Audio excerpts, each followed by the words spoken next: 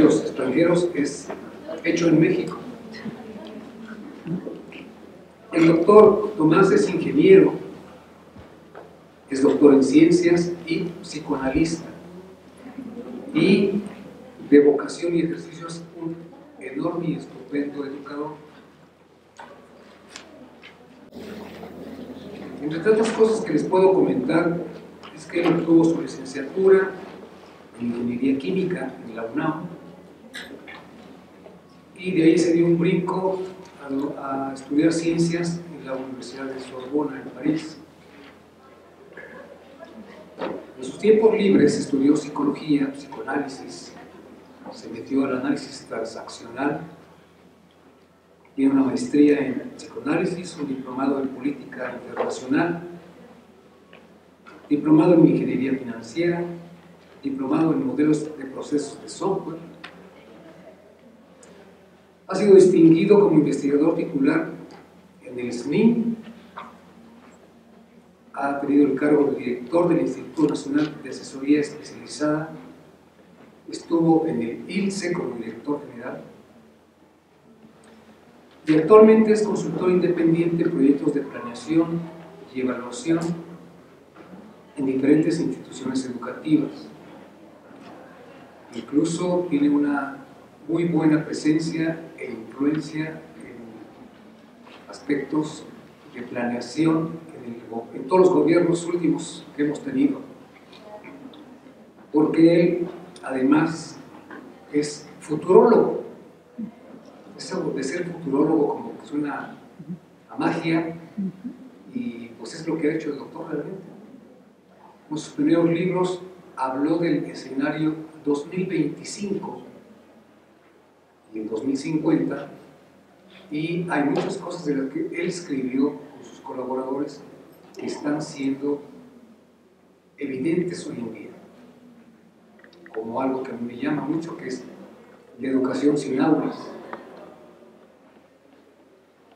Ha publicado varios libros, entre ellos Prospectiva, Gobernabilidad y Riesgo Político, Planeación Prospectiva, Planeación Interactiva, Las decisiones políticas de la planeación a la acción, Diagnóstico y Prospectiva de la educación superior en México. O sea, su enfoque está más ubicado hacia el beneficio social a través de la educación. Y es de lo que le he pedido que venga a platicar, su punto de vista y las expectativas que se tienen no solamente en México, sino a nivel internacional, acerca de qué es lo que podemos empezar a hacer y hacer ya en la educación, como psicólogos, ingenieros, arquitectos y aunque sea como abogados. ¿No, doctor? Empezamos. Doctor Tomás Miklos, bienvenido. Gracias. ¿Allá o acá? Aquí estoy. Yo sé que te gusta más. Muy bien. Bueno, primero, muchísimas gracias. Gracias por la invitación, por la oportunidad de dialogar con gente a quien le interesa la educación. Yo he estado eternamente interesado en la educación, yo creo que desde que era bebé. He estado en contacto con muchísimas instituciones y hasta con la Secretaría de Educación. He hecho algunas propuestas que han tenido buena derivación y algunas que no han sido tomadas en cuenta. La invitación a conversar con ustedes se debe a la publicación de un libro que acabamos de hacer un colaborador y yo, y que se llama De la reforma a la transformación educativa, génesis y futuro de una disputa. Voy a mencionar el libro, pero estuve pensando en ustedes, o sea, yo, y me imagino que ustedes siendo psicólogos educativos toman en cuenta la otredad, o sea, lo más importante es el otro, y el otro para mí son ustedes. Entonces, estuve pensando qué debiera yo decir en un foro de esta naturaleza. Así que, además de que me solicitaron un artículo que se deriva de lo que hicimos en el libro y les voy a comentar, le he agregado algunas cosas que me parece que transmiten mejor mi pensamiento personal y no solamente lo que quisimos publicar en el libro. El libro es un libro, yo diría, oportuno, hasta me voy a atrever a calificarlo como de oportunista, o sea, está aprovechando el momento actual que estamos viviendo. Momento de cambio evidente, o sea, lo voy a decir más adelante en forma, lo voy a leer formalmente, pero evidente por todo este cuestionamiento a la última fase que tenemos del sistema educativo, en realidad de todo el sistema educativo en general, quizás sobre todo teñido por esta posición un poco de carácter laboral y de carácter punitivo laboral que se dio durante los últimos años de este sexenio que apenas va a terminar y que ha tenido pues algunos elementos muy positivos, pero una gran animadversión por parte del medio magisterial, que de alguna manera es donde ustedes están inscritos. La historia del libro, antes de comenzar a hablar formalmente de mi plática, es que yo tuve un alumno, digamos, una gente de doctorado, que en la Universidad de Anáhuac, por cierto, que hizo una tesis que tenía algunos elementos muy interesantes. Hizo un modelo matemático, yo tengo algo de estudios de matemáticas, le ayudé en ello, pero sobre todo había una cierta preocupación por la parte conflictiva de la educación. Vamos a hablar de ello, pero me parece... ¿Me oyen bien? Sí. Okay, como no canto, no uso el micrófono. Entonces, conflictiva de la educación. Este es un funcionario que ha estado muy en contacto, sobre todo con Oaxaca, es oaxaqueño, aunque es maestro en la Anáhuac aquí en México y maestro en la Anáhuac ahí en Oaxaca y dirige tesis, pero para mí era un alumno relevante. Cuando terminó su tesis, donde yo estuve en el comité de evaluación, me hizo un comentario, me dijo que le habían gustado algunos de mis comentarios o aportaciones y que quisiera publicar su tesis. Yo le dije, no la publiques. Primero se mostró sorprendido, como si lo hubiera yo ofendido, pero le dije, mira, las tesis, sobre todo las tesis de doctorado, la lee los miembros del jurado, porque tienen que juzgar y tienen que hacer preguntas, y uno que otro familiar, pero nadie más las lee. Entonces aceptó mi comentario, no se refería a él, se refería a la situación general en esta materia. Le digo, pero en cambio, de vista de tu experiencia, te propongo que hagamos un libro. Y entonces este es el libro resultante de ello. Da la coyuntura, no la casualidad, la coyuntura, que al mismo tiempo hubo elecciones en este país, que hay un planteamiento muy importante, muy revolucionario, muy deseable de lo que el nuevo próximo presidente de la República está planteando y su equipo. Y entonces la conclusión a la que yo he llegado y por la cual el libro deviene importante es que se ha hablado mucho del contra qué y hasta del qué, pero no tienen suficiente información ni formación del cómo. Y el cómo está en gentes como ustedes. O sea, por eso a mí me parece una oportunidad de conversar con ustedes.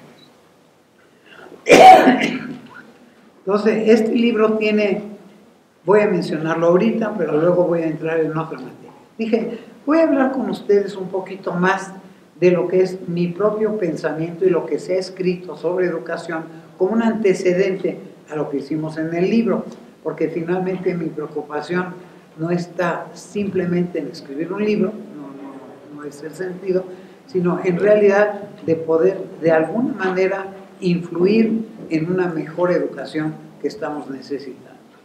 Y digo que es oportuno y oportunista porque en este momento, ante la situación crítica que se vive en materia educativa, sobre todo por los resultados que hemos vivido de la educación, resulta pues particularmente, yo diría, oportuno sugerir, y ha sido recibido, ya se presentó este libro con autoridades incluso del próximo gobierno, y parece que tiene una buena aceptación. El libro se llama De la reforma a la transformación educativa. No traigo más que un ejemplar que le voy a dar aquí al doctor, pero pues se puede conseguir y yo les voy a decir un poquito cómo lo pueden conseguir. No me dedico a vender libros, es lo que pasa, en fin, lo podemos conseguir. Pero tiene un subtítulo que es Génesis y futuro de una disputa. Fíjense bien, estoy hablando en este momento de una disputa que nace en el libro por la disputa que aparece en el estado de Oaxaca entre los dos grandes sindicatos, la CENTE y el CENTE. Entonces, sí es un ambiente cálido, o sea, es un ambiente preocupante, es un ambiente muy delicado y que también se derivó de esta, digamos, yo me atrevo a decir, mal parida reforma educativa. Mal parida no quiere decir que no hubiera buenas ideas, quiere decir que no se hizo como yo hubiera sugerido que se hiciera. Sin que yo sea una suprema autoridad, soy realmente un académico que pretende influir un poquito en las decisiones. Traigo otro libro que me gustaría también conversar en un momento, no está en la plática, pero lo voy a conversar, y que es una experiencia que pudiera interesarles. Son 5 libros, pero yo solamente participé o coordiné uno de los libros.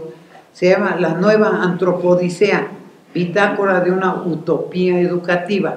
Es una forma de educar que experimentamos en el estado de Chiapas, se llama La Nueva Escuela Chiapaneca, y que creo que vale la pena que ustedes pudieran tener acceso a su lectura.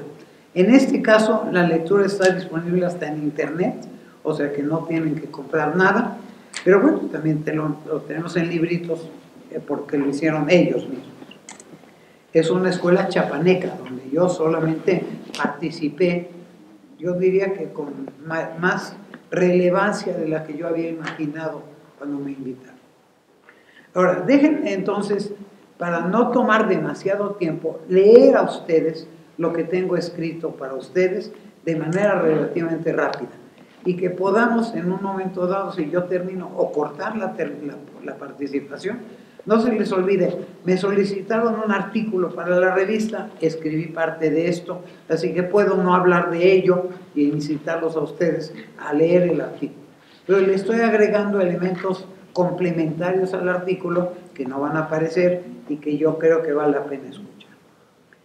Probablemente en mi derivación un poco de lo que significa la psicología educativa, lo que yo escribí es esto. Es importante considerar que la psicología educativa resulta de la combinación estratégica de la psicología con la pedagogía, en función de un objetivo común que es el aprendizaje.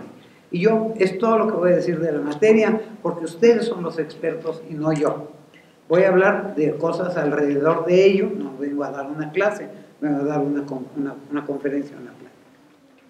Entonces, esto no está tan ordenado como me gustaría, pero le di una última revisada y entonces voy a comenzar de alguna manera diciendo a la conferencia yo le llamé la educación que todos queremos. Es decir, es un deseo, está expresado como deseo, pero está planteado en términos prospectivos, como dijo el doctor, en términos prospectivos, en el sentido de que está visualizando la educación que queremos y que podemos, son 2 condiciones, tener para el año 2050. Soy prospectivista, no futurólogo, prospectivista. La educación debe ser más un campo de cultivo que un campo de guerra.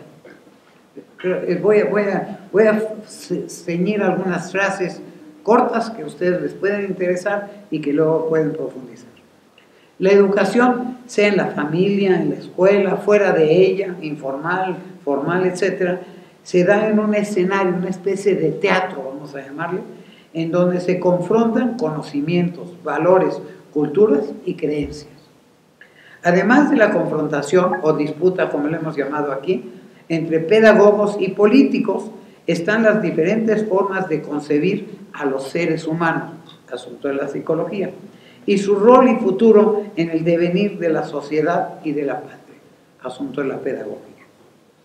No se circunscribe a las divergencias entre psicólogos y pedagogos, entre psicólogos educativos y maestros tradicionales, ni entre padres de familia y maestros y alumnos escolarizados. Para algunos, ejemplo Freud, por ejemplo, expresión textual de Freud, la educación es una misión imposible, al igual que lo fuera gobernar o curar. Para otros, por ejemplo el caso de Montaigne, que probablemente ustedes estudiaron, se trata de formar y educar a los infantes, está dirigido a los niños, lo cual hace de la educación el asunto más importante y difícil de todo el conocimiento y la ciencia de la humanidad. Yo participo, a pesar de haber estudiado psicología, más de esta corriente, digamos, constructivista, por ponerle alguna etiqueta. Proponemos 4 tipos de padres y de maestros en su actuación educativa. Autoritarios, que priorizan la autoridad y los castigos, por cierto. Permisivos, que priorizan los deseos sobre la propia obediencia. Democráticos, que priorizan los deseos dentro de ciertas reglas. Y finalmente negligentes. Perdón por la palabra que voy a utilizar, pero es la más representativa. Priorizan el me importa madrismo y el rechazo. Y esto lo vivimos todos los días. Tanto padres de familia como maestros demandan, solicitan aportar una buena brújula o un buen salvavidas mediante la educación. Crean una ilusión sobre la educación, algunos casi la consideran como una guardería. Algunas de las preguntas que hemos escuchado y que voy a leer a ustedes son: ¿cómo hacerse obedecer sin ceder demasiado? ¿Conviene mejor una escuela pública o una privada? ¿Conviene más la educación oficial, la clásica o la alternativa? Estas escuelas alternativas que ustedes seguramente estudiaron. ¿Conviene priorizar la protección o la autonomía? O sea, ser muy protector de seguridad o esta autonomía, este liberalismo. Es posible enseñar simultáneamente los límites de la audacia, de la transgresión, el sentido y el compromiso del deber y de cumplir, y los derechos y prácticas de la violencia o hasta de la protesta. Son preguntas. Yo les propongo a ustedes 3 visiones que vienen de metáforas y que están publicadas, si les interesan los autores, por un libro que se llama Gopal y Yeats, que probablemente conocen como novelista. Las 3 visiones metafóricas son las siguientes. Una es el carpintero.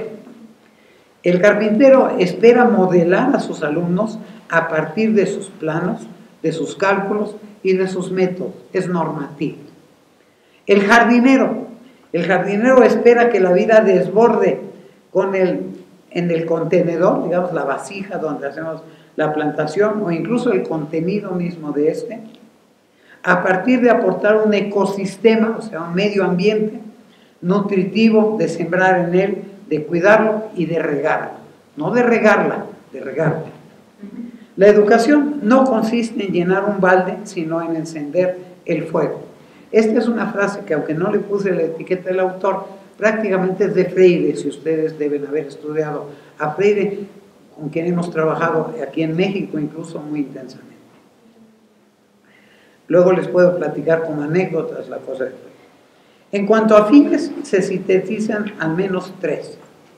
Aportar un espacio de seguridad y de fertilidad cognitiva, o sea, de conocimiento, a las generaciones siguientes, para que puedan producirse nuevas formas de pensamiento y de comportamiento. Esta frase viene del mismo autor Gopal que yo cité hace un momento. Juzgar, evaluar, le llamamos normalmente, la calidad de la educación en su capacidad de incitar y desarrollar en los jóvenes determinadas etapas físicas, intelectuales y morales demandadas por la sociedad y por la política en su conjunto. Esta frase viene de Durkheim, que probablemente ustedes también estudiaron. Se percibe un alto nivel de conflictividad entre las posiciones propiamente psicológicas, con ascendentes en las neurociencias, por cierto, y las posiciones esencialmente pedagógicas. Las primeras pretenden y defienden la afectividad, lo afectivo es lo importante, como suficiente e indispensable para generar estudiantes y ciudadanos activos, creativos y felices. Los segundos se refieren prioritariamente a la transmisión, hablamos mucho de la transmisión de conocimientos, valores, creencias, mediante su saturación, o como algunos autores le llaman, llenado, es como si llenáramos con un conocimiento un vaso, digamos. Es un poco lo que lucha Freire en contra. Algunas aportaciones adicionales.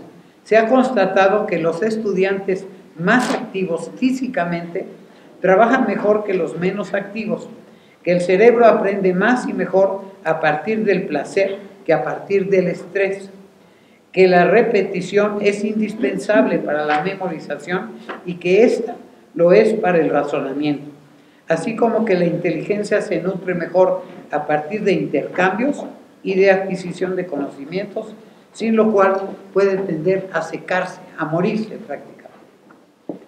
Se comenta que la ciencia no da clase, la investigación no da clase, o sea, esto que estamos nosotros estudiando no da clases todavía, pero que son absolutamente indispensables para su mejor implantación.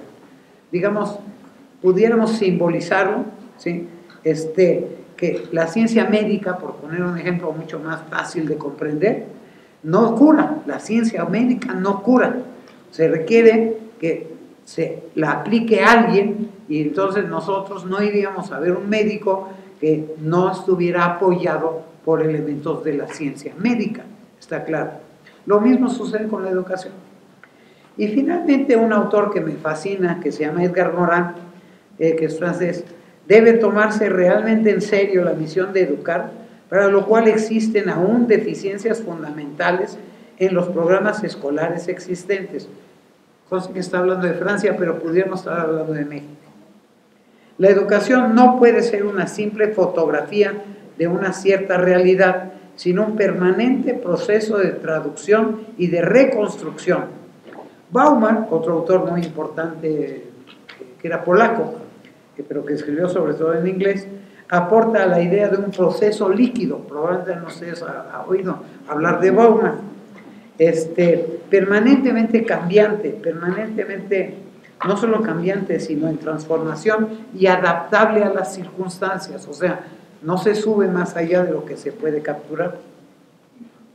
Habla de dos grandes ausencias, Bauman. Habla de la ausencia del conocimiento y de la compilación del conocimiento, así como de la importancia de la otredad que yo mencioné al comenzar a conversar con ustedes. Sabes que el otro es a la vez similar, pero también diferente. Es muy importante. Esta es una pequeña introducción, pero quise hacer otra introducción, también sacada de la literatura. Este es un señor, Adolphe Ferrier, que no sé si hayan estudiado, es un francés, y que dice que por lo que se refiere a la escuela en particular, no se les olvide que la corriente política de la reforma educativa está en la escuela al centro. Entonces, por eso me pareció importante mencionar. De la creación de la escuela a principios del siglo pasado, o sea, ya del siglo XX, evidentemente, no estamos hablando del XIX. A los alumnos les gusta la naturaleza, pero los encerramos en salones de clase. A los alumnos les gusta ver que sus actividades sirvan para algo, pero hacemos que parezcan no tener ningún objetivo ni objeto. A los alumnos les gusta moverse, pero los obligamos a mantenerse inmóviles. A los alumnos les gusta hacer uso de sus manos, pero los orientamos a hacer un mayor uso de sus cerebros. A los alumnos les gusta hablar, pero los obligamos a guardar silencio. A los alumnos les gusta razonar, pero los obligamos a memorizar. A los alumnos les gustaría buscar y descubrir la ciencia, las explicaciones, pero se les entregamos totalmente preestablecidas como si fuera la verdad cerrada. A los alumnos les gustaría entusiasmarse, pero los impusimos los castigos, o sea, si se entusiasman demasiado por esta cuestión de control, los castigamos. A los alumnos les gustaría aprender algo siempre nuevo y creativo, pero lo circunscribimos al pasado, o sea, lo que ya sabemos, y a lo establecido, no a la creatividad. Entonces, parte de lo importante que yo voy a comentar con ustedes tiene que ver no con la transmisión, sino con la creación del conocimiento. Por ello, hemos constatado, esto es una constatación de esa Francia de ese entonces, pero que nos queda como anillo al dedo, que una fuerte tendencia a que buena parte de los alumnos se orientan a la simulación, a la mentira y al engaño. Hoy le llamaríamos casi corrupción de alguna manera. Por otra parte, vale la pena presentar, si bien de manera muy sintética, algunos de los planteamientos de reciente publicación, que es un libro que me permitiría incluso recomendarles. Es un periodista, es un escritor que es periodista de buena comunicabilidad, sabe comunicar, es una gente muy docta, que se llama Andrés Oppenheimer. Es probable que ustedes ya lo hayan leído en alguna otra cosa o escuchado en alguna otra cosa. Pero déjenme, sin entrar en detalles, mencionar sus planteamientos, porque tienen que ver de alguna manera con lo que vamos a platicar. Dice, los maestros, habla de futuro. En realidad, la obra que él escribió, que se llama, ¿cómo se llama? Sálvese quien pueda, si la quieren ustedes comprar, es un libro sobre el trabajo, o sea, qué va a pasar en el mundo del futuro en función de toda esta intromisión de la tecnología y sustitución de ciertos elementos de mano de obra. Los maestros dejarán de impartir conocimientos, o sea, ya no serán los portadores del saber, hay otras fuentes de saber. Eso es comentario mío. Los docentes serán motivadores, consejeros y terapeutas personales. Eso es la psicología educativa. En menos de 5 años, todos tendremos un robot en casa. Todos es un decir porque él vive en un mundo de una clase alta, digamos, pero digamos que todos tendrán una especie de robot en casa. Incluso él habla de un robotito que se llama Einstein. ¿Nos van a espiar los robots en nuestros hogares? Es una pregunta que él se hace y que ustedes buscarán la respuesta. La realidad virtual revolucionará la enseñanza, o sea, toda esta cuestión de la tecnología. ¿Confundirán los niños la realidad virtual, la vida real, con la realidad virtual? Es una pregunta que se están haciendo los teóricos del asunto y es muy importante por esta especie casi de esquizofrenia que se viene dando. Comentario mío. La tendencia del futuro serán las clases al revés, el aula invertida y cosas por el estilo que ustedes conocen. O sea, incluso de hoy ver el ayer y no de ayer ver el hoy.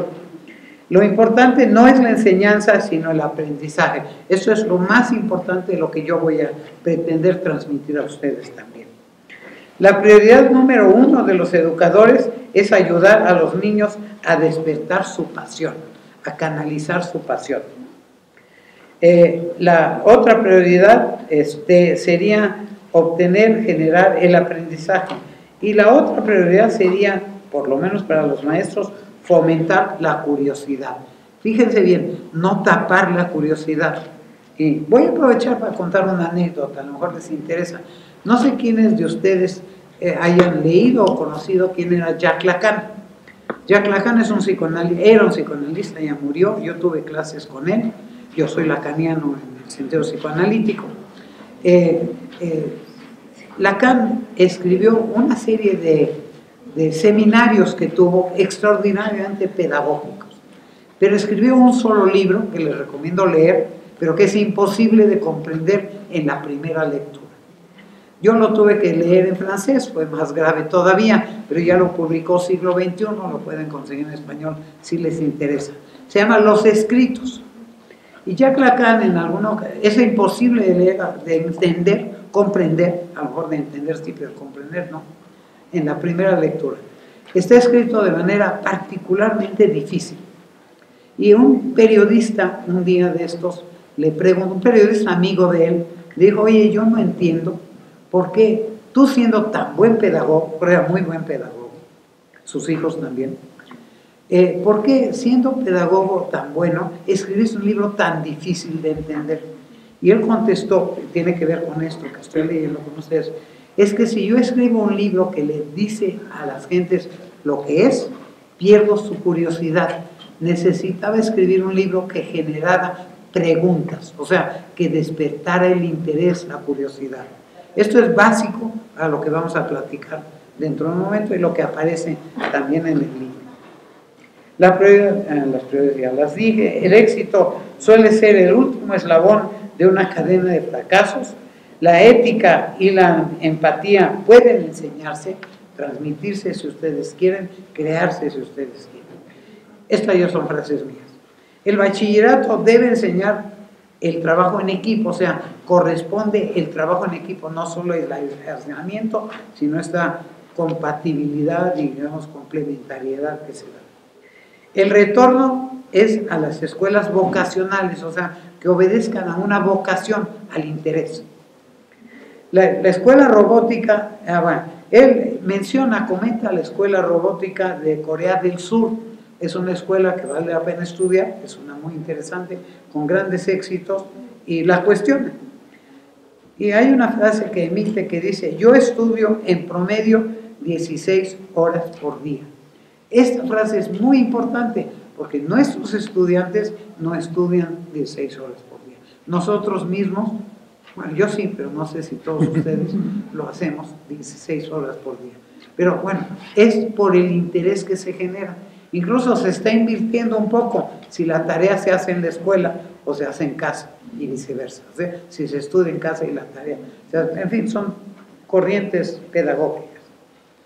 La crisis de las universidades, básicamente, y esto no lo menciona él, pero puedo mencionar que la literatura que yo recibo, las próximas carreras, así como la carrera de ustedes, ya no serán carreras preestablecidas en un currículum prehecho, sino que serán currícula que se van haciendo a la medida de las circunstancias.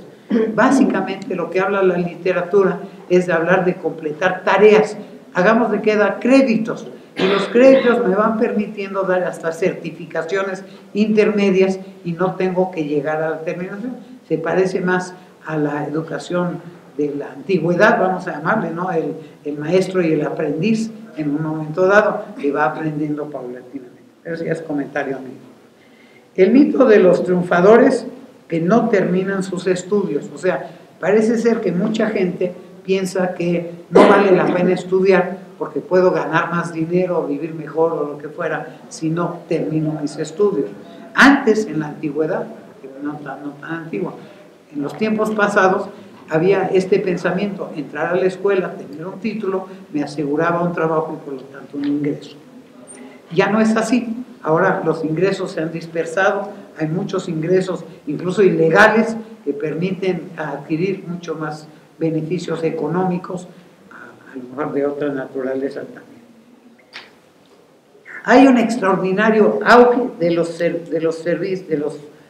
cursos en línea, la educación a distancia, que tú manejas particularmente y que seguramente ustedes han estudiado. Es muy creciente, pero tiene sus peros y sus condicionantes. El futuro de las universidades será, en principio, 50% presencial, 50% en línea. Esto abunda, lo que en algún momento, hace 20 años, yo comenzaba a manejar en un libro sobre el futuro de la educación a distancia, que precisamente la mejor educación no es solo a distancia o solo presencial, sino esta extraordinaria compatibilidad y combinación que se puede hacer de ello. Entonces la educación a distancia debe, en principio, tiene mejor éxito acompañarse con educación, con fases de educación presencial, y la educación presencial complementarse con educación a distancia. Es el futuro, estamos hablando del futuro. Los estudiantes entrarán y saldrán de las universidades toda la vida. Esta es la frase de Oppenheimer. Yo le he llamado, y mucha gente le ha llamado, la formación, fíjense bien que digo formación, no capacitación, la formación a lo largo de la vida. O sea, pero como la vida está cambiando, por eso estudiamos prospectiva, la vida está cambiando, hay que ir aprendiendo para adecuarse, como Bauman diría, a la vida misma. Dos puntos más. Habrá 5 tipos de profesores universitarios, ustedes que van a ser profesores. Hay los autores, los expertos, o sea, el que sabe. Como son los actuales maestros, algunos saben y otros no, pero pretenden saber, pretenden ser portadores del saber. Hoy tenemos otra. Los mentores o los motivadores personales, o sea, que incitan a la curiosidad. Los consejeros académicos, los evaluadores y los diseñadores de clases personalizadas. Una de las enormes ventajas de la educación a distancia es precisamente esa personalización, porque cada quien aprende con su estrategia de aprendizaje y esto lo puede facilitar como una etapa, sobre todo cuando por alguna razón algo no comprendimos o no estuvimos en la sesión en la que se trata. Creo que es la parte introductoria. Me voy a seguir con el resto, lo que presento en el libro. Hasta ahora ha sido una introducción para ustedes solamente. El libro, que pudiera yo leer el libro directamente, yo ya mencioné, tiene tres grandes capítulos. Claro, tiene una introducción. Uno de ellos habla de la historia, o sea, la historia relativamente reciente, no es una historia, como les diré, con interés meramente académico, sino realmente lo que tiene que ver con el hoy, lo que ha venido ocurriendo. El otro capítulo es la coyuntura, lo que está sucediendo hoy en día. Y el tercero, que es prácticamente la mitad del libro, es prácticamente las propuestas. Entonces yo comienzo diciendo eso. Por otra parte, vale la pena presentar, si bien muy sintéticamente, algunos de los planteamientos que sobre la educación aporta el escritor Oppenheimer, ya lo dije, derivado en buena parte de planteamientos similares y complementarios a los expuestos, lo que acabo de conversar con usted, y un cuidadoso análisis retrospectivo coyuntural que hicimos, o sea, que está hecho básicamente por este coautor conmigo y yo, pero en fin, haciendo consultas, haciendo entrevistas. Es un análisis y de ahí la perspectiva. Luego les puedo comentar la perspectiva si les interesa en la sesión de preguntas y respuestas, pero esencialmente es el estudio, la consideración de la visualización de futuros alternativos para la mejor toma de decisiones y para la generación de estrategias. De eso se trata básicamente. Entonces el análisis es coyuntural, sociológico, pedagógico y prospectivo. Es el que ahora proponemos sustituir a la propuesta focal etiquetada como la escuela al centro, que yo comenté con ustedes, por una que pudiera visualizarse como el alumno al centro. Académicamente yo diría el sujeto al centro, digamos el alumno, y puede ser el alumno o el binomio, alumno-maestro o alumno-tutor, que pudiera darse. Ahora sí, voy a ir entonces a plantear a ustedes un poco la visión de futuro, digamos, positivo, porque en el libro aparecen visiones, digamos, de escenarios de carácter negativo, de carácter destructivo, por así llamarlo. Incluso la continuidad, o sea, seguir haciendo lo que estamos haciendo. Y esto nos puede llevar a una verdadera catástrofe, se llama escenario catastrófico, por cierto. Que yo voy a comentar con ustedes se llama escenario futurible. El futurible es el mejor de los futuros posibles, o sea, no nos vamos a las utopías, no nos vamos a la fantasía, solamente lo que es posible. Pero esto resulta posible para el año 2005. La educación y su destino se encuentran en un momento crucial. La reforma educativa impulsada por el gobierno de Enrique Peña Nieto afronta su cancelación. Esto lo leen ustedes todos los días en la prensa. El triunfo de Andrés Manuel López Obrador habla de una transformación de la educación que partirá de una reconversión educativa que implica la derogación, abrogación o por lo menos transformación de su andamiaje jurídico y de una consulta a las comunidades escolares para definir el futuro de la educación. Esto se está dando hoy en el país, en algunos lugares de manera más cómoda y en otros de manera violenta, como acaba de ocurrir en el estado de Guerrero, por cierto. Esta opción no elimina la disputa sobre los fines y las estrategias del Estado para conducir la educación y sus servicios educativos. Abre una discusión trascendental, de ahí el origen mismo del libro. Existen dos polos o fuerzas en pugna. Ambas plantean cambios importantes en el sistema educativo nacional, pero de manera diametralmente opuesta. 5 años después de iniciada la reforma educativa, conviene revisar estas posturas polares y proponer una visión que permita no polarizar, sino conciliar y ofrecer estrategias plausibles para arribar a una educación libre, pública, gratuita, que sea incluyente, liberadora, de calidad y orientada a formar buenos ciudadanos. Quiero insistir sobre el término de calidad porque está en el artículo, está en la Constitución, pero es evidente que la educación que tenemos que tener es de calidad. Hay muchas discusiones de qué significa calidad, muchas definiciones de calidad, pero hay que implantar. Ni siquiera es necesario poner en la Constitución, se está cuestionando hoy en día el término calidad, pero es evidente.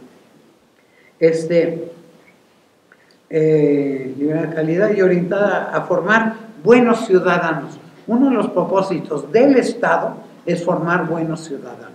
Puede haber otros propósitos de escuelas particulares, pero la formación de buenos ciudadanos es importante para el Estado. Este país, por culpa de no haberlo hecho, perdió ya la mitad del territorio. Algún momento se está hablando ya hoy de la pérdida de otra mitad del territorio que nos queda. O sea, es grave el asunto.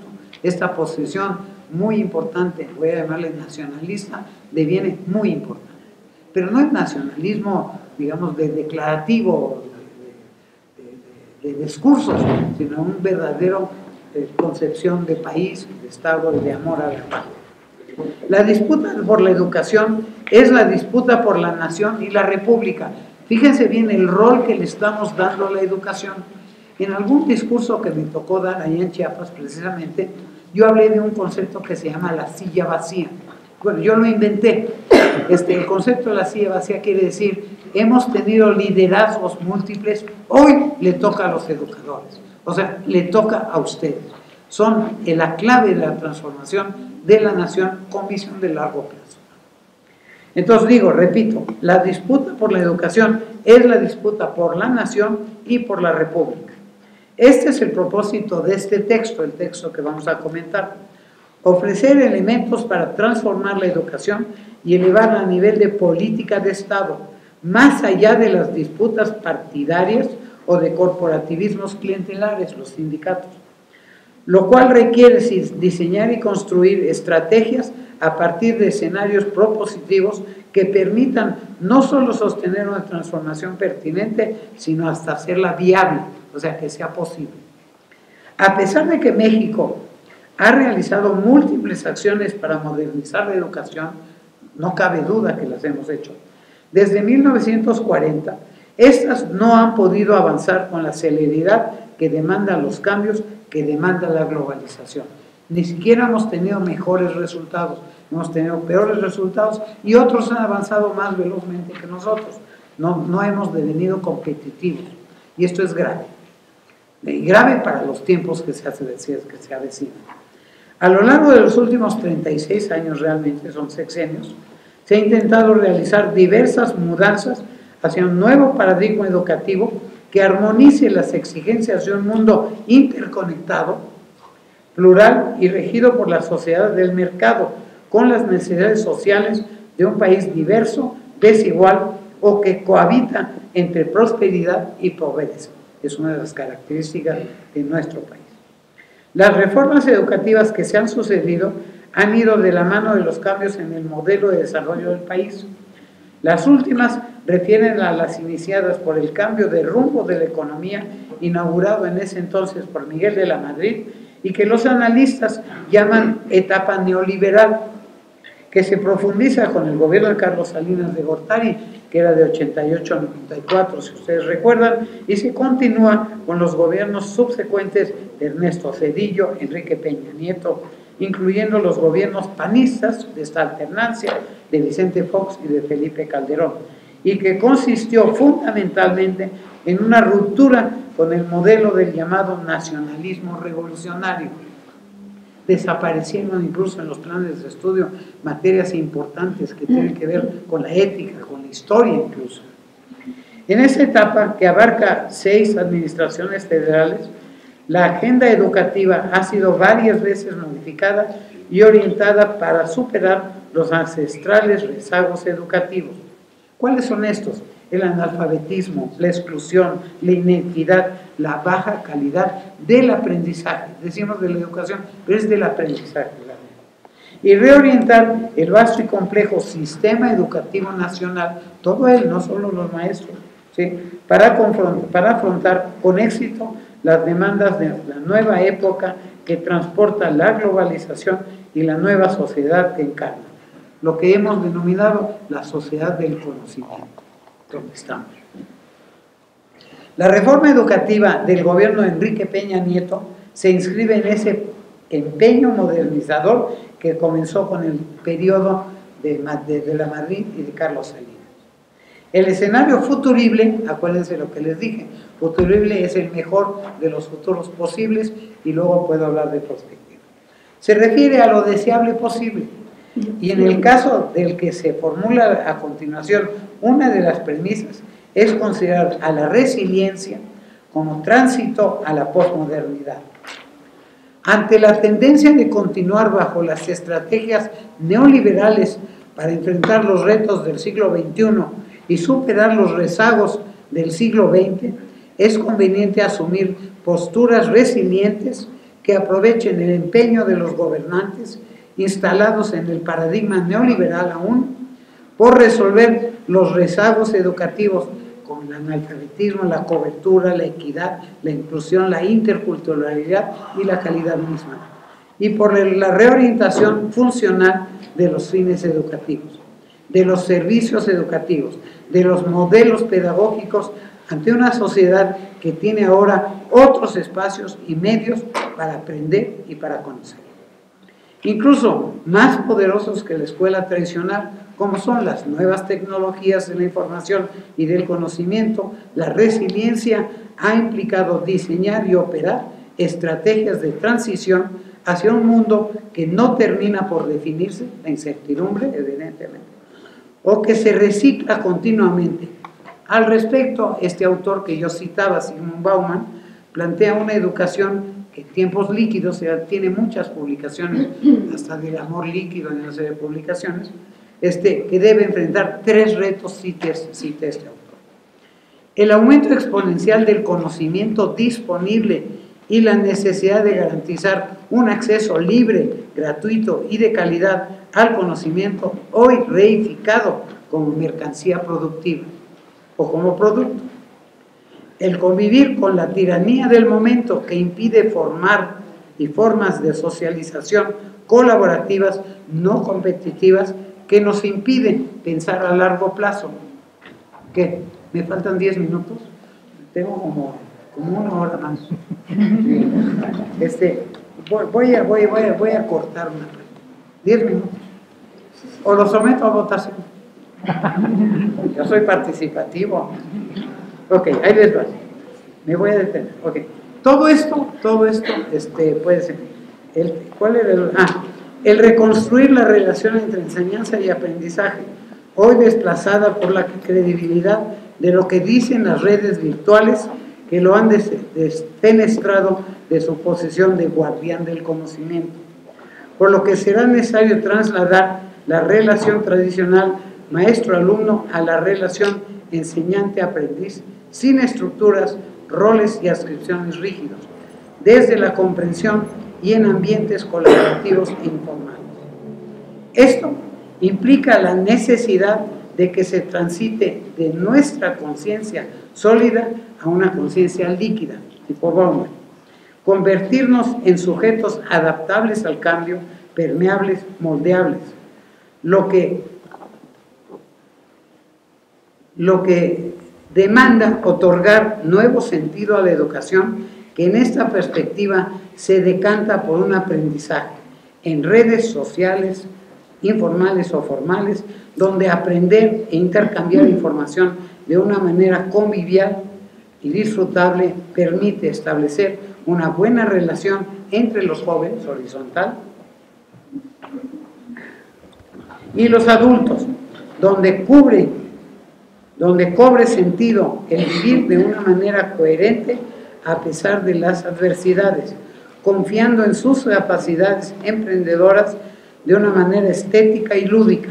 La resiliencia es una manera de resistir a la escuela reglada y las oleadas tóxicas de la globalización, como la precarización de la vida, el aumento de la desigualdad social, la devastación del medio ambiente y hasta la violencia urbana y no urbana, lo cual no implica confrontar el sistema educativo, sino ser maleable y adaptarse a los intersticios que ofrece y cubre el mismo sistema mientras sobrevienen los cambios estructurales y sintéticos.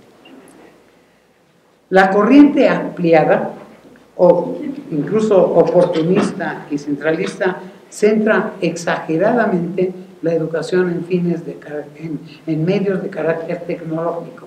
Y también ha habido muchos cuestionamientos a esto. Por eso no se puede utilizar acríticamente, sino críticamente, o sea, propositivamente. Voy a tomar algunos de los elementos que sí aparecen, todo esto aparece en el libro, pero algunos de los elementos que aparecen con esta visión del 2050. No voy a leer todos por falta de tiempo, pero no sabía yo cuánto tiempo tenía. Ahí les va. Para el horizonte 2050, México cuenta con una población cuyo promedio de escolaridad es de 16 grados. En 2016, el año, hace 2 años prácticamente, era el 9.1. Se logró superar la tendencia de avanzar 1 grado cada 10 años. El cambio de modelo económico y una distribución de la riqueza equitativa aumentan significativamente la escolarización. La mayoría de la población de 25 a 34 años cuenta con 3 grados de educación media superior. Una buena parte de este segmento poblacional accede a la educación superior, que hoy no accede. Es uno de nuestros problemas. Otro punto, la distribución del gasto educativo aumenta considerablemente y es superior a que recomienda la ONU. Con respecto al 2016, la política presupuestal ha invertido la estrategia y ahora las localidades más pobres cuentan con un presupuesto mayor al de las localidades con mayor índice de desarrollo. Al aumentarse significativamente el gasto educativo y volverlo eficiente, ahora se ha disminuido la proporción del gasto a la nómina y se cuenta con recursos para desarrollar infraestructura, equipamiento, actualización y formación de profesores. Visión 2050. Gracias a un acuerdo político y social, se logra atender al 100% de los niños en la educación básica y con calidad.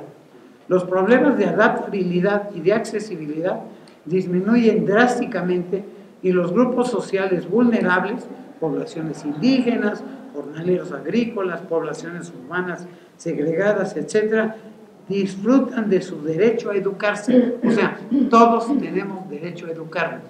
Incluso más adelante introducimos el término de evaluación y de educación incluyente. Ustedes deben haber, lo voy a comentar porque es importante y no quisiera pasármelo. Toda la evaluación que hemos hecho ha sido hasta ahora excluyente. Se trata de eliminar a la gente. El futuro tiene que estar centrado en una evaluación incluyente, quiere decir, todos y cada uno de nosotros, el futuro de nosotros, tienen derecho a una educación. Algunos podrán avanzar más y otros menos, pero todos tienen derecho a la educación. Entonces, la educación debe ser incluyente y no excluyente. Incluso en economía hay por ahí un término que utilizan un poquito como se llama discriminación positiva. Quiere decir darle más al que menos tiene. Y esto se experimentó en la India con muy buenos éxitos. Aquí no lo hemos logrado. Voy a leer 2 más y hago un comentario. La deserción ha disminuido drásticamente en la educación básica. Se ha logrado vincular la escuela al entorno social y se ha aprovechado el recurso de las tecnologías de la información y la comunicación para capacitar y hacer competentes a los aprendientes, lo cual permite una incorporación casi inmediata al mercado laboral. Para el 2050 se logra universalizar la educación media superior y esta está ligada a la demanda de la sociedad y al mundo productivo también. El crecimiento de la matrícula ha crecido al ritmo del crecimiento demográfico. Se logra abatir plenamente la reprobación y los índices de eficiencia terminal permanecen casi igual a los del 2016. La proporción de jóvenes que están fuera o marginados aumenta significativamente. Última que les leo, realmente traje 15 y estoy leyendo 5, pero en fin, los incito a que las lean después. Para el 2050 se ha renovado plenamente la planta docente. La edad promedio de los profesores es de 30 años, o sea, ustedes más o menos. El servicio profesional de carrera implantado en 2015 ha logrado consolidarse y ahora se cuenta con mejores profesores y directivos. Se ha logrado democratizar la vida sindical y desmontado el clientelismo y corporativismo. La animadversión de los cambios ha disminuido y ahora los profesores conviven sin conflictos y participan activamente en las estrategias y las políticas educativas. Los procesos de reconversión de la escuela permiten que la escuela flexibilice su currículum, automatice a las escuelas y personalice la educación. O sea, mucho de las TIC es para la gestión y no solo para la educación. La identidad de los actores comunicativos se resignifica.